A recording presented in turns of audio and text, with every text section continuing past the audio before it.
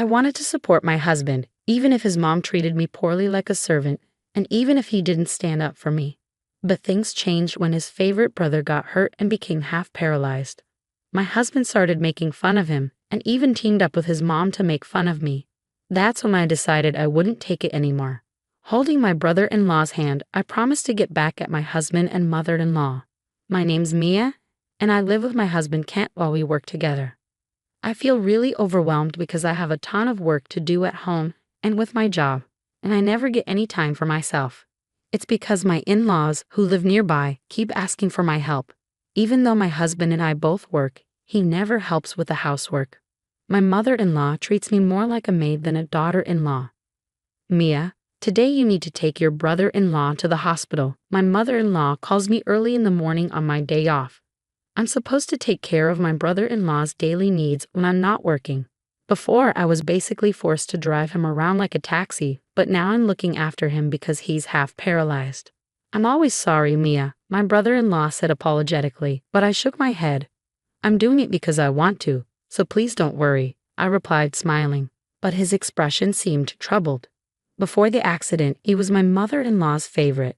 He graduated from a great university, landed a job at a big company, and was kind and gentle to everyone. It seemed like my mother-in-law only had eyes for him, as if he were her only son, leaving my husband, the second son, feeling ignored. Sometimes I got mad at my mother-in-law for treating my husband unfairly. That's why I always wanted to support him. But things changed drastically when my brother-in-law, who used to be so successful, ended up in a wheelchair after the accident. I honestly wish you'd leave already. Being disabled and unable to earn money is bringing shame to the family. My mother-in-law's words were harsh, considering all the help my brother-in-law had given us. She treated him like he didn't belong, which was incredibly cruel.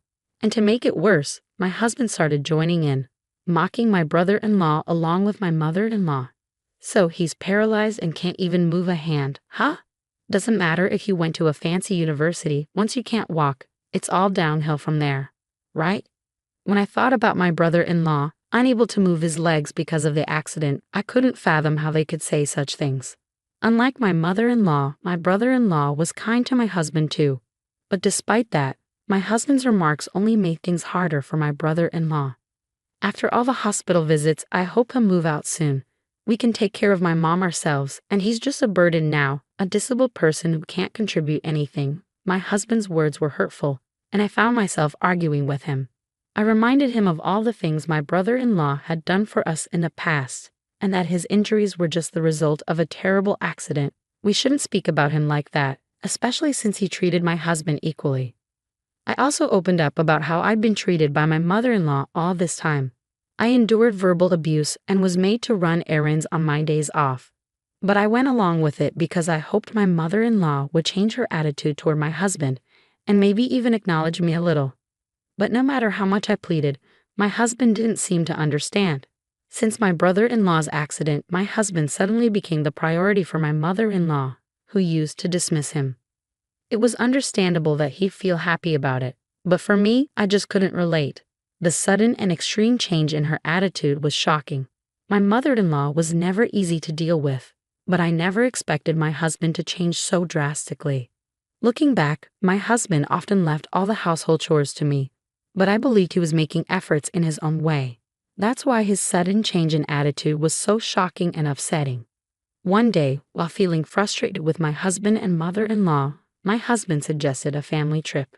I was thinking we could go to Hawaii for a change of scenery and have some fun, he said.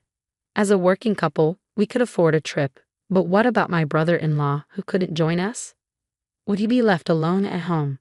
When I voiced my concerns, I learned that a helper would be hired while we were away. Still, I couldn't shake the feeling of guilt for my brother-in-law and started worrying if I could even enjoy the trip. A little something to look forward to wouldn't hurt, my brother-in-law said a few days later, sensing my struggle with my husband's idea. I heard about the trip. Don't worry about me, go and enjoy yourself. You've always been there for me during the hospital visits and everything else. It's time for you to relax and have some fun. His kindness touched me, and I joked that going on a trip with my husband and mother-in-law might be more exhausting than usual, which made my brother-in-law laugh. Encouraged by his words, I told my husband we should go ahead with the trip, and we began preparing for our Hawaii adventure. I took charge of planning the itinerary and dealing with the travel agency. My mother-in-law kept changing her hotel and activity preferences, making it a bit challenging to finalize the plans. But finally, 2 weeks before our departure, everything for our Hawaii trip was set. As soon as we landed in Hawaii, I made a decision to separate from my husband and mother-in-law. I had already felt used even before the trip, so I had planned for this moment. Plus, I needed some time alone, which I had been longing for since the days leading up to our departure. Most of my effort went into helping my mother-in-law prepare for the trip.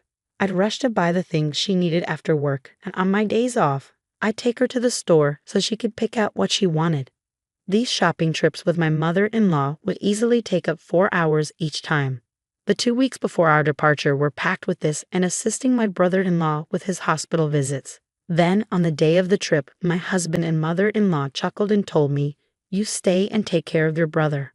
Those words left me speechless and utterly stunned. "Since I usually take care of my son, this time it's your turn. Hiring a helper costs money, but you do it for free," my husband and mother-in-law joked, laughing it off. Their demeanor left me feeling no anger anymore. They left for the airport without me, and I stood frozen in place even after their car vanished from sight. Once back home, I used the spare key to enter my in-laws' house. I found my brother-in-law lying down in the living room and told him about what had just occurred. "I'm sorry for suggesting the trip, but I never imagined it would turn out like this," I told my apologetic brother-in-law, reassuring him that this outcome was probably for the best. I hadn't expected much from my mother-in-law to begin with, but this incident also revealed my husband's true colors. I struggled to put my feelings into words, but at that point, I didn't really care anymore. As I glanced down at my brother-in-law's immobile lower body and left hand, I suddenly saw him rise to his feet. It was shocking because he wasn't supposed to be able to move like that. "What's happening? How are you standing?" I blurted out in surprise. Unable to contain my astonishment, I asked my brother-in-law, who then explained that he wasn't permanently paralyzed. It turns out he had been wanting to put an end to my mother-in-law's excessive interference for a while. He had chosen to stay at the family home because he couldn't afford to live on his own. "I'm barely making ends meet," he explained. When my mother-in-law insisted on him staying, he felt pressured to comply, fearing it might cause trouble for my husband and me. "My mother spends money recklessly. I thought my life would be ruined if things continued like this." I was naive at the time of the accident, he admitted. He had been contemplating how to break free from his mother's hold without causing issues for us. The turning point came when he pretended to be paralyzed and unable to walk. That's when my mother-in-law's attitude towards him changed. And just as he was wondering what to do next, my mother-in-law began favoring my husband. Listening to his story, I couldn't help but feel genuinely sorry for my brother-in-law. "It's really frustrating, isn't it?" I replied with a wry smile, and my brother-in-law returned the smile. "Well, shall we fight back then? What do you think? You can join in, Mia," he suggested. I had no intention of letting things end like this. This whole situation had disgusted me with my husband and mother-in-law. So of course I agreed to my brother-in-law's proposal. 1 week later, my mother-in-law and husband returned from Hawaii. As soon as they arrived home, my husband called me. "Hey, where are my things?" The apartment was empty when I got back.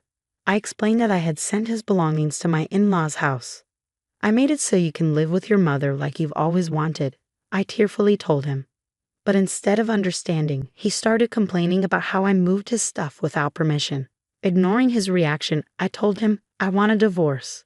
"This is too selfish." He was taken aback, demanding to know what had come over me and who was the selfish one. Finally finding my voice, I confronted him about his betrayal of my trust and how much I had endured for him. And during the preparations for the move, even more of his wrongdoing came to light. It turns out he was secretly giving money to my mother-in-law without telling me. Looking back, my mother-in-law's extravagant shopping habits continued even after my brother-in-law quit his job. I had always assumed he was the one funding her spending, but it turns out he had significantly cut back on his expenses after leaving his job. That meant my mother-in-law must have been getting money from someone else, and the only likely candidate was my husband. "You need to repay the money you've been spending without my knowledge," I know $22,000 had gone missing in the past few months, I told him firmly. In response, my husband offered weak excuses, but nothing he said seemed to justify what he had done. Realizing that everything I said was true, he couldn't come up with any valid reasons. I informed him that my brother-in-law had already moved out, and I was living in a new place. I made it clear that neither my brother-in-law nor I wanted anything to do with him or his mother anymore. It's best for you to go live with your parents.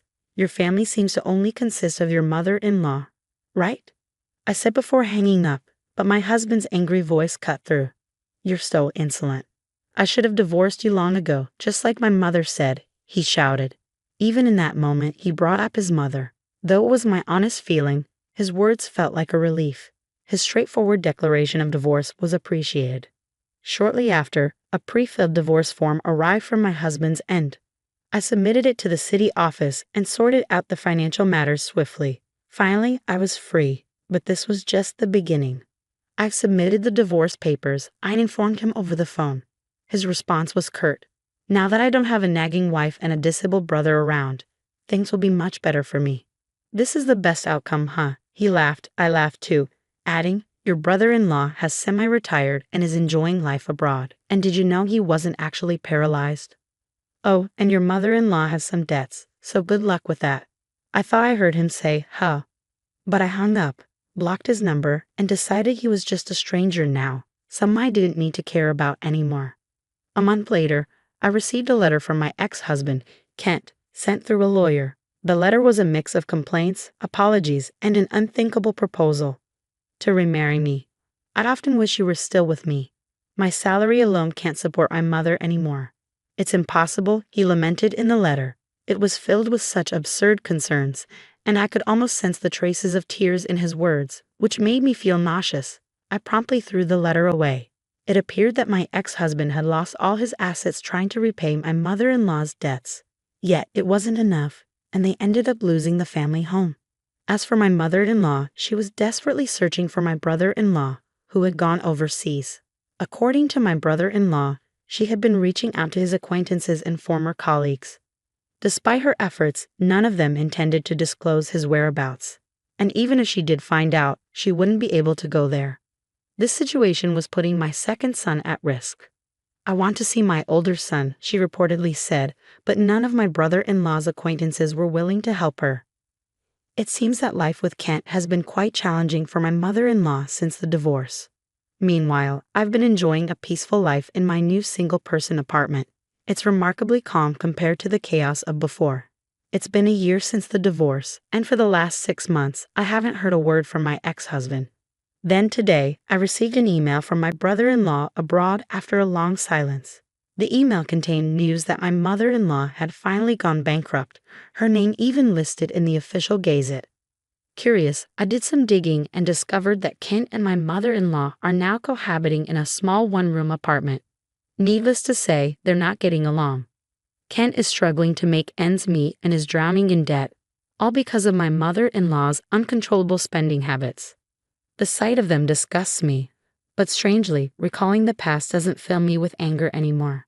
It seems the revenge my brother-in-law and I carried out, what we called a counterattack, has had more than enough effect.